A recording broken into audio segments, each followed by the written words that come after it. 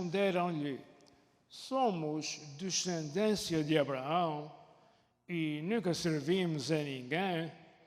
Como dizes tu, sereis livres? Respondeu-lhe Jesus: em verdade vos digo que todo aquele que comete pecado é servo do pecado.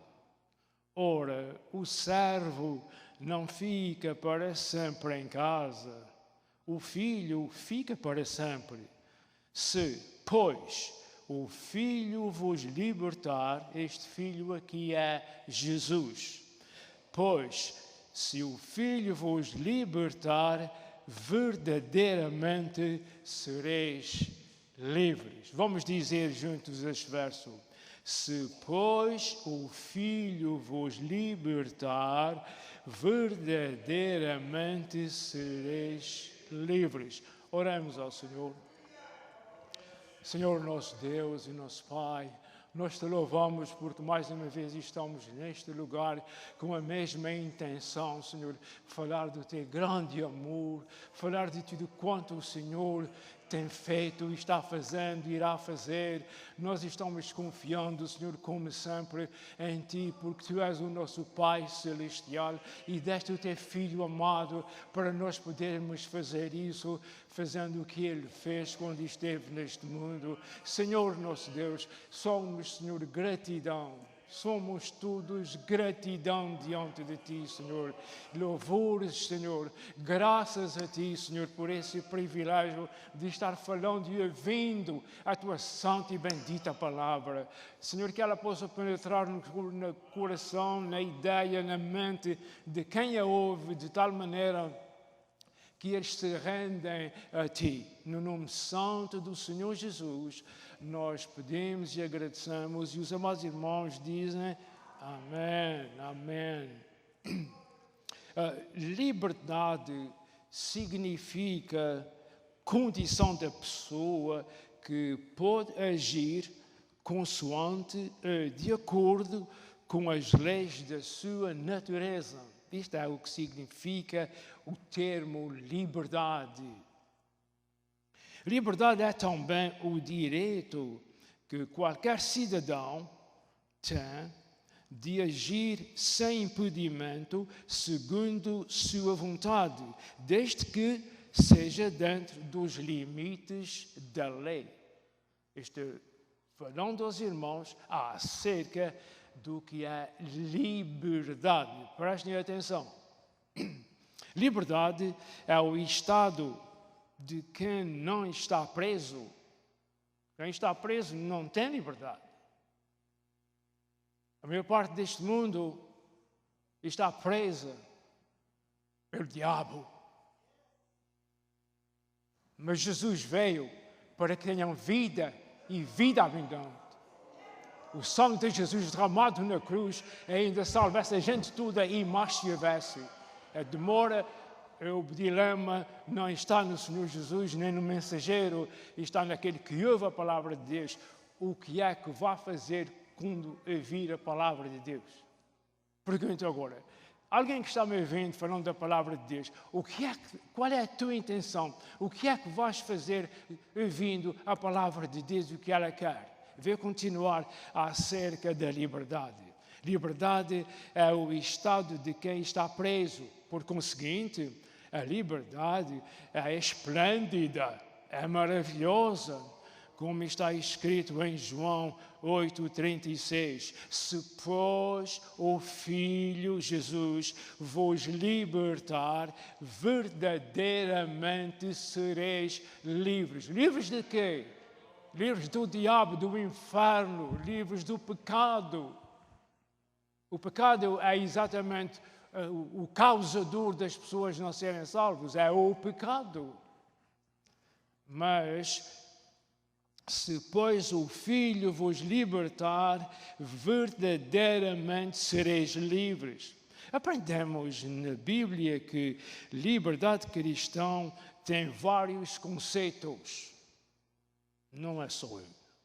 Um conceito é a compreensão que uma pessoa tem de uma certa palavra, de uma noção e ideia. Isso é um conceito. Por exemplo, liberdade para o cristão pode significar que ele foi liberto da penalidade do pecado pela fé em Jesus Cristo. Em João 8, 31 e 36 disse o apóstolo Paulo: disse, pois, Jesus aos judeus que haviam crido nele: se vós permanecerdes na minha palavra, sois verdadeiramente meus discípulos. Verso 32. E conhecereis a verdade, e a verdade vos libertará. Acaba que a verdade é o próprio Senhor Jesus. Jesus é a verdade. Vamos dizer juntos: Jesus é a verdade. Responderam-lhe: somos descendentes de Abraão e nunca fomos escravos de alguém. Isso é preciso de descaramento para dizer isso aos ouvidos do Senhor dos Senhores, do Rei dos Reis. Como é, nunca fomos escravos? Eles foram mais tempo escravos do que foram livres. Só no Egito foi 400 anos e depois sabe Deus o que andaram fazendo por este mundo inteiro até agora. No tempo do Senhor Jesus, claro, eles tinham tanto que nem rei tinham. Mas sabe o que é, irmão? Os perdidos têm assim, uma certa coragem de falar o que não sabem o que é que estão dizendo. E nós temos a resposta exatamente nisso. Eu vejo o verso 33, mais uma vez. Responderam-lhe a Jesus, quer dizer, os judeus responderam a Jesus: somos descendentes de Abraão. O judeu tinha e tem a sua presunção em ser da descendência de Abraão. Muitos cumprem esse direito com dinheiro, mas as coisas são como são. Somos descendentes de Abraão e nunca fomos escravos de alguém. Como dizes tu, sereis livres? Replicou-lhe Jesus: em verdade, eu vos digo, todo o que comete pecado é escravo do pecado. Uau! Mas Jesus liberta. Aí está. Mas Jesus liberta. Jesus salva.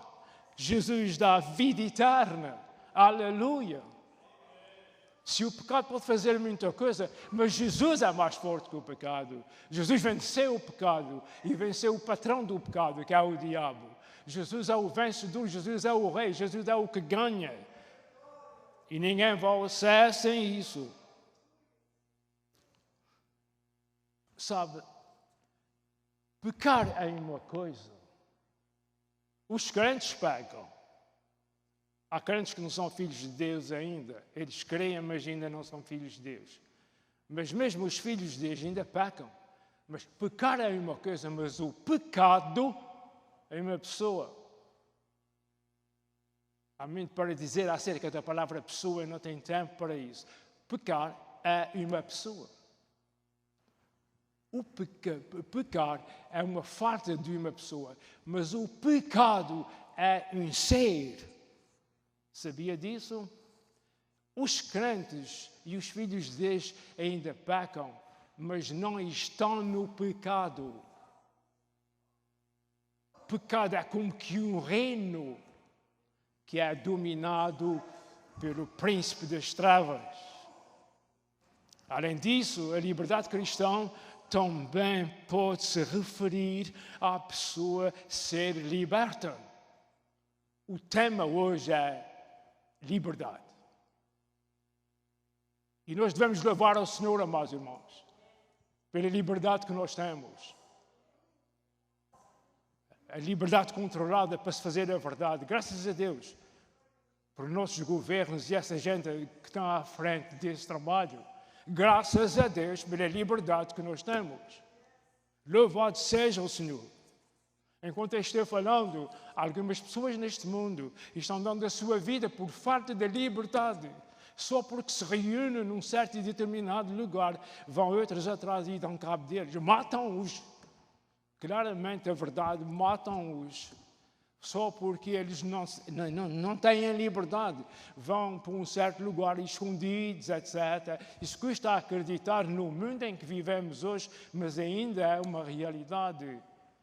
Aproveito a ocasião para dizer, em suas orações, orem por nossos queridos irmãos que estão pagando com a sua vida o aceitar Jesus no seu coração. E os irmãos dizem, mas também Deus não pode tomar conta deles. Deus está tomando conta deles. Não sei explicar como, mas Jesus está com eles. O Espírito Santo está com eles. Por isso eles resistem e deixam o inimigo fazer o que estão fazendo. Deus tem um plano para isso. Deus não abandona os seus filhos. Eu não quero dar com a língua nos dentes. Eu não me estou fazendo grande, mas a verdade é essa. Deus assiste aos seus filhos. Deus está com os seus filhos. Em alguns lugares de uma maneira, em outros lugares de outra maneira. Louvem a Deus pelo lugar onde estão vivendo e por tudo à volta disso, por esse privilégio de estarmos agora aqui reunidos, falando da palavra de Deus e ouvindo. Gostava de ler essa palavra do princípio. Além disso, a liberdade cristã também pode se referir à pessoa ser liberta do poder do pecado em sua vida, pela fé firme em Jesus Cristo como Senhor do teu caráter e da tua conduta.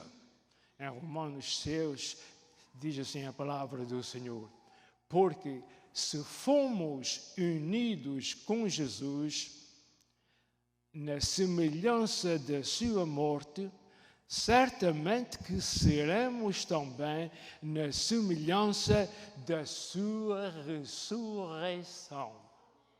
Merece mais uma vez. Isso é um verso da Bíblia que está em Romanos 6, 5 e 6, e eu vou ler. Porque se fomos unidos com Jesus na semelhança da sua morte, certamente que o seremos também na semelhança da sua ressurreição. Aleluia! Como Jesus ressuscitou, nós vamos ressuscitar quando chegar o dia para sermos transformados e estarmos no céu com Jesus. Não vai ninguém para o céu. A Bíblia não diz que não vai ninguém para o céu. Eu sempre gosto de dizer isso. Pronto, está bom. Mas a gente vai para onde Jesus está para estar com Ele. Onde é que Jesus está? Está em todo o lugar, pois a gente vamos estar com Ele. O certo é que vamos estar com Jesus. E Jesus está no céu. Diz o apóstolo Paulo: sabendo isto, o que ele vai dizer? Sabendo isto, que o nosso velho homem foi sacrificado com Jesus, compreenda. Isso não são palavras minhas, eu estou lendo na Bíblia. Sabendo isto, que o nosso velho homem foi sacrificado com Jesus, para que o corpo do pecado seja destruído e não sirvamos o pecado como escravos, porque o pecado não terá domínio sobre vós. Está dizendo o apóstolo Paulo e escrevendo o apóstolo Paulo aos irmãos. Porque o pecado não terá domínio sobre vós, pois não estáis debaixo da lei, mas sim debaixo da graça. Nós, os crentes, os filhos de Deus, estão debaixo e dentro da graça de Deus. Além disso, a liberdade cristã também pode significar que os cristãos são libertos da lei judaica de Moisés. Nós somos libertos da lei judaica, da lei de Deus do passado, porque a lei apenas expõe, a lei só apresenta o que está errado, o pecado da vida de alguém, mas não pode perdoar. A lei não perdoa ninguém. Esse foi o dilema do povo de Israel. A lei não perdoa ninguém. A lei não é para perdoar. Não perdoa o pecado do povo, não perdoa a lei, não, por mais que faça, obedeça à lei, não tem salvação. A lei não salva, a lei só acusa o que está errado. Diz assim escrito, está, Romanos 3:20, diz assim: visto que ninguém será justificado diante de Deus por obras da lei, pela razão de que pela lei vem o pleno conhecimento do pecado, mas agora em Jesus se manifestou uma justiça que provém de Deus, independente da lei, a qual a lei e os profetas falaram dela. Isso é que é falar, meus irmãos. Mas agora em Jesus se manifestou uma justiça que provém de Deus, independentemente da lei, a qual já testemunhava dessa nova lei em Jesus. A própria lei já falava dessa lei que veio com Jesus. Isso é maravilhoso, meus irmãos. Isso é muito profundo. A lei e os profetas, no tempo da lei, já falavam acerca de Jesus. E um filho vos nasceu, e um filho se vos dê, e o seu nome será maravilhoso, conselheiro, Deus forte, Pai da eternidade, príncipe da paz. Tudo isso está na vai da lei, já estava anunciando Jesus. Mas só foi uma realidade quando Jesus veio. Vamos continuar então com a nossa liberdade. Justiça de Deus pela fé em Jesus Cristo para todos os que creem. Não há distinção. Não há distinção. A situação é igual para judeu e para gentio. Os primeiros salvos pelo sacrifício de Jesus na cruz foram os judeus. A primeira igreja que houve foi a igreja dos judeus. E bastante gente, não vamos falar agora em números, não dá tempo para isso. A primeira igreja, os primeiros discípulos, os primeiros apóstolos foram judeus. Hoje está tudo diferente, os judeus ainda são judeus, mas está tudo diferente. Vamos continuar. Finalmente, a liberdade cristã pode significar que os cristãos são livres quanto a uma certa atividade que não é expressamente proibida na Bíblia. Eu vou fazer o possível para os irmãos perceberem o que estão ouvindo.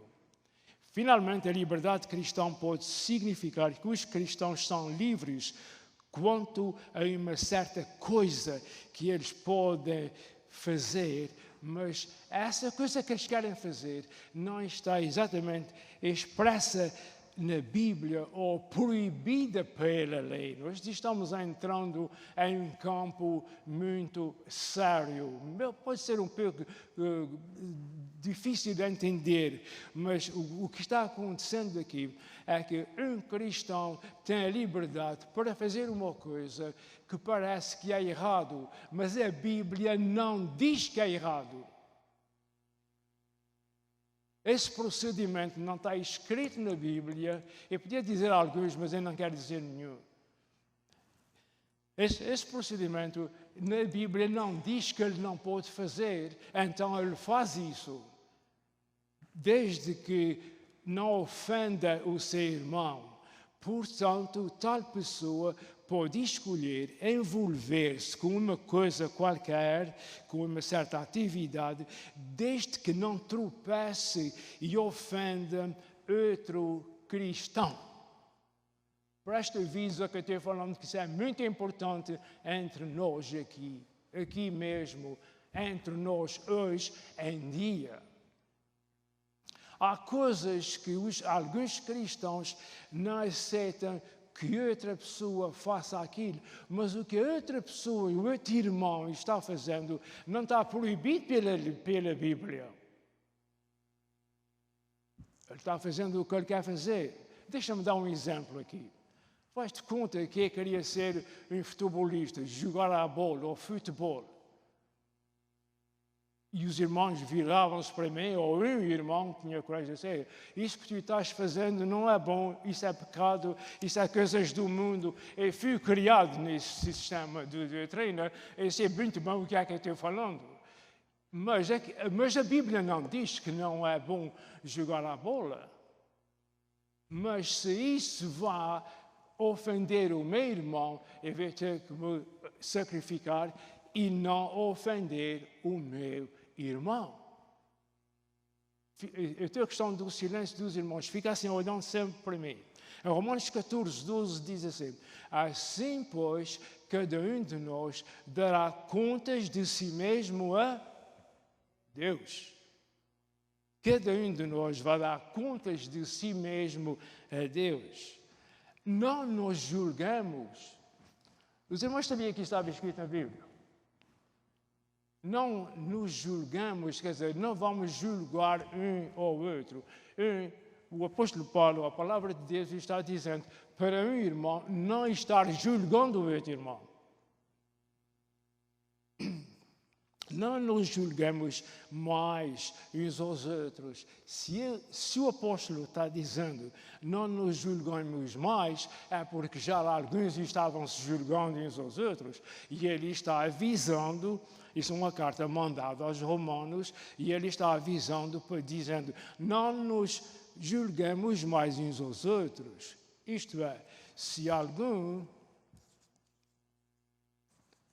irmão está julgando outro irmão, faça uma esmola a si mesmo.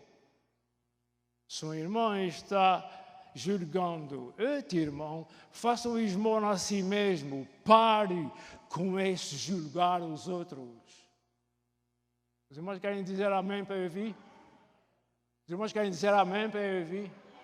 Se o irmão está julgando alguém porque ele brinca a bola, ou porque ele faz isso, ou porque ele usa sneakers, ou que não sei mais o quê, porque ele não tem gravata, mas se o irmão está murmurando isso, a palavra de Deus diz, para com isso. Eu vou dizer mais uma vez, parece que os irmãos não viram. Para com esses julgamentos. Somos livres, temos liberdade, não é para julgar ninguém, segundo a palavra de Deus. Pelo contrário, tomem ou tenham o propósito de não pôr tropeço ou escândalo no vosso irmão. A palavra de Deus tem bons avisos, amados. Mas nem sempre nós temos tempo para os ler, é por isso que nós fazemos uma pregação, é para alguém falar do que está escrito. No verso 14 do mesmo capítulo, o apóstolo Paulo diz, como alguém que está no Senhor Jesus, tenho plena convicção de que nenhum alimento é por si mesmo impuro. Os irmãos estavam fazendo coisas para não comer isso, para não comer aquilo, porque tinha sido oferecido a um ídolo, etc. E ele disse, não, vocês não façam isso, porque o ídolo não é nada. E o comer uma coisa ou comer outra não está escrito na Bíblia para comer cebola, ou para comer sopa, ou para comer couve, ou seja lá o que for. Não te metas nisso. Vocês que parece impossível como é que está escrito na Bíblia. Os irmãos vão ver. Deixa continuar lendo o nosso parágrafo aqui. Aliás, eu estou lendo a Bíblia Sagrada escrita neste papel. Diz assim, pelo contrário, tomem o propósito de não pôr tropeço ou escândalo ao vosso irmão. Paulo disse mais, como alguém que está no Senhor Jesus, tenho plena convicção de que nenhum alimento é por si mesmo impuro, a não ser para quem assim o considere. Se alguém considera que uma coisa é impura, para esse é impuro para aquela pessoa, porque ele é que está considerando que é impuro, mas o pão em si, ou seja o que for, não é impuro.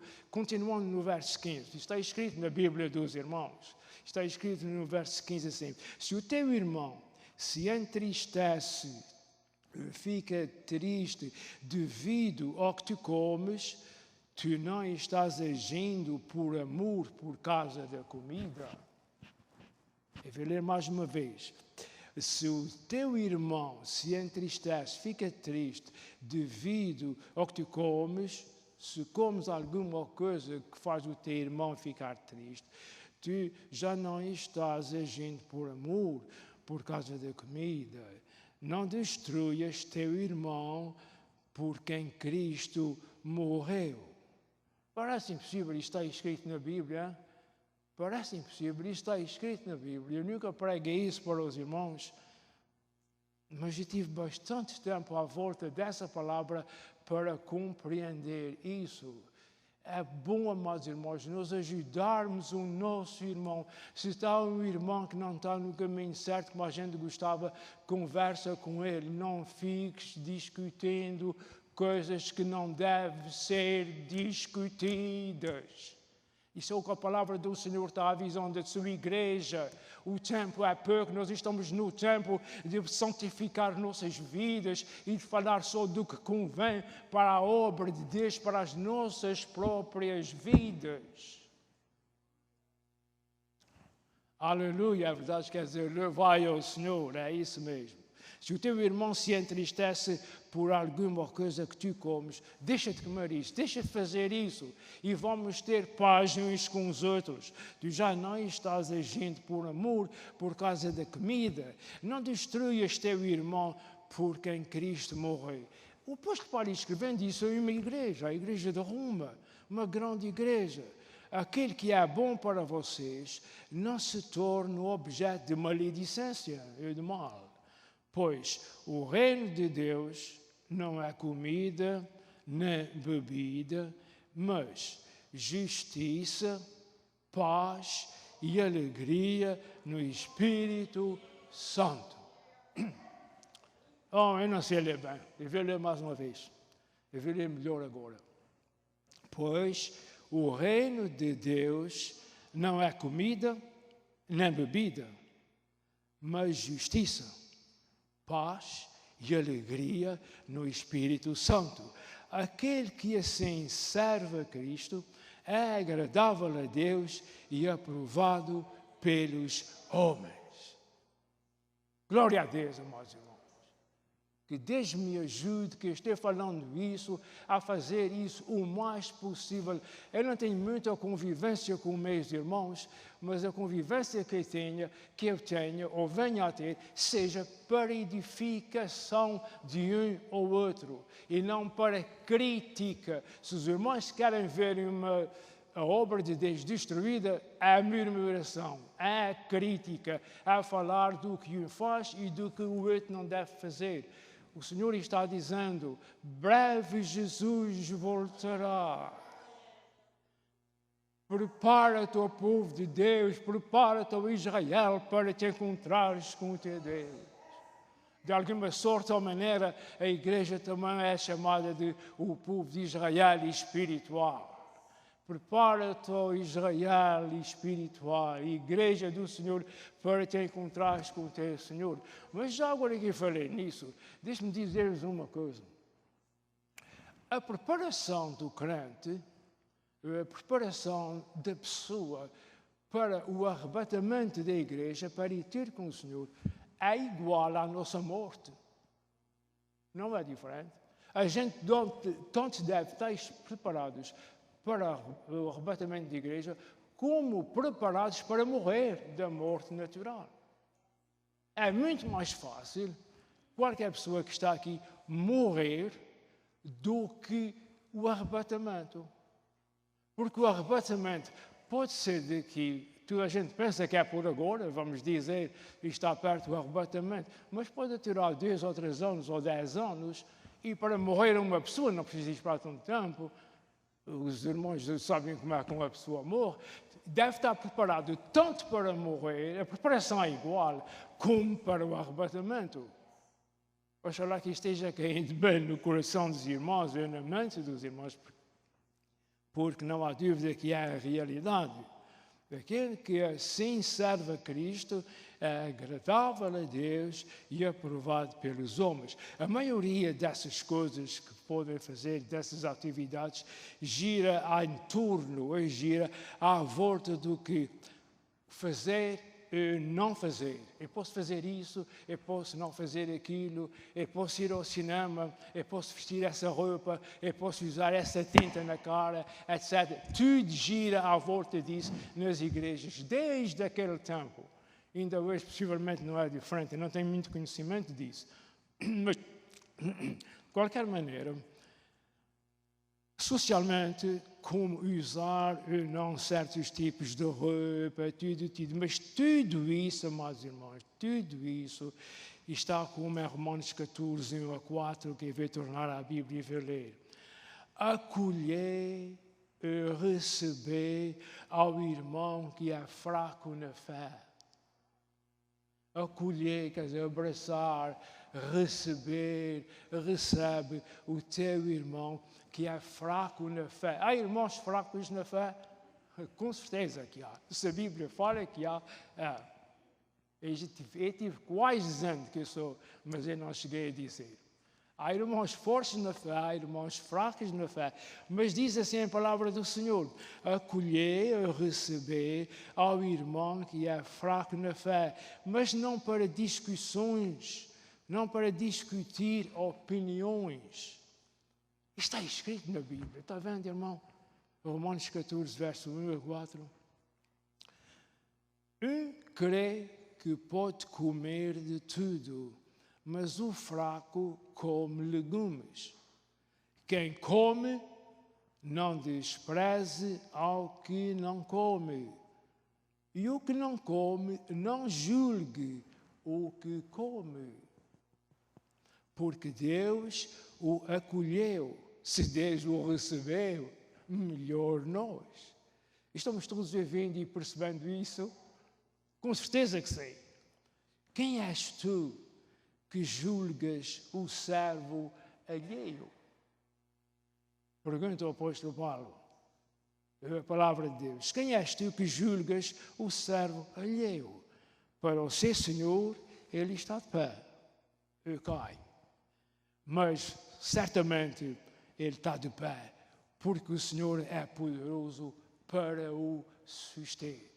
Meus irmãos, vamos fazer o nosso possível com o nosso irmão fraco, ou com o nosso irmão forte. Vamos fazer o que a palavra do Senhor nos indica a fazer. Amar o nosso irmão e amar a nossa irmã. Se alguma coisa acontece, somos um em Cristo. Vamos dizer todos ao mesmo tempo. Somos um em Cristo. Cada um tem a sua responsabilidade, mas cada um ama o outro. Nós devemos nos amar uns aos outros. A Bíblia não diz, eu tenho procurado isso, agora já não, mas quando era mais novo, eu corri a Bíblia do princípio ao fim, procurei saber se a gente tem que gostar de alguém. A Bíblia não fala disso. A Bíblia não fala para ele gostar desse ou para ele gostar daquele. A Bíblia fala de amar. Amar uns aos outros, como Jesus nos amou. Eu não sei fortuna nenhuma, mas Jesus morreu por mim. Deve ser atrevido para dizer, quando Jesus estava pendurado na cruz, e estava pensando em mim. Porque desde a fundação, antes da fundação do mundo, eu já existia em algum lugar. Quem diz eu, diz cada um que me está ouvindo aqui, na Rússia, no Brasil, seja lá onde for. É o que está escrito a palavra do Senhor. Antes da fundação do mundo, o Senhor já conhecia a todos.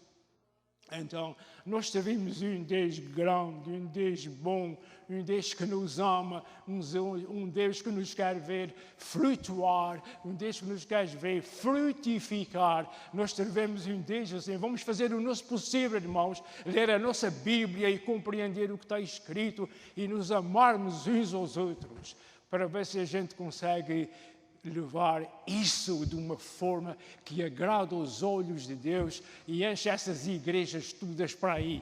A maior parte das igrejas tem lugar para mais 10 vezes o que eles têm. E nós precisamos, amados irmãos, buscar o Senhor e pedir ao Senhor que dê forças e poder para nós nos amarmos uns aos outros, porque o nosso inimigo não quer outra coisa, é só fazer o contrário. É só um não amar o outro, é só um não falar bem do outro, precisa só isso para borrar a escrita. Mas nós, pela vitória que Jesus ganhou no Calvário, nós vamos também ganhar a vitória, porque não é para mim, não é para os irmãos, mas é para a honra e glória de Cristo Jesus, que morreu na cruz para nos salvar. E o sangue de Jesus nos purifica de todo o pecado. E os irmãos gritam e dizem, amém. Graças a Deus, irmãos. Os irmãos fiquem de pé, nós vamos orar. Por favor, por gentileza.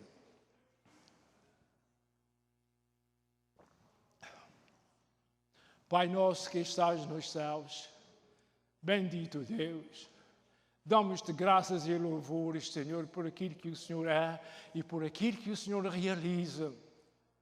Senhor, sabemos que estás no nosso meio, sabemos que a Tua palavra é poderosa. Eu te peço, oh Senhor querido, que ela caia, que ela entre, que ela fique em nossas mentes, em nossos corações, Senhor, de tal maneira que a nossa luz possa brilhar, a luz de Deus, a luz de Jesus. Senhor, nos entregamos ao Teu cuidado, Senhor, e te pedimos por cada irmão que está aqui, Senhor, se ele tem uma necessidade alguma de Ti, Senhor, um problema, um dilema, uma doença, Senhor, nós oramos por ele, pela Tua misericórdia, pelo Teu poder, socorre o Teu servo e a Tua serva, no nome santo do Senhor Jesus, nós te levamos e pedimos, e os amados irmãos dizem, amém. Queridos, temos terminado a nossa reunião. Deus ricamente vos abençoe.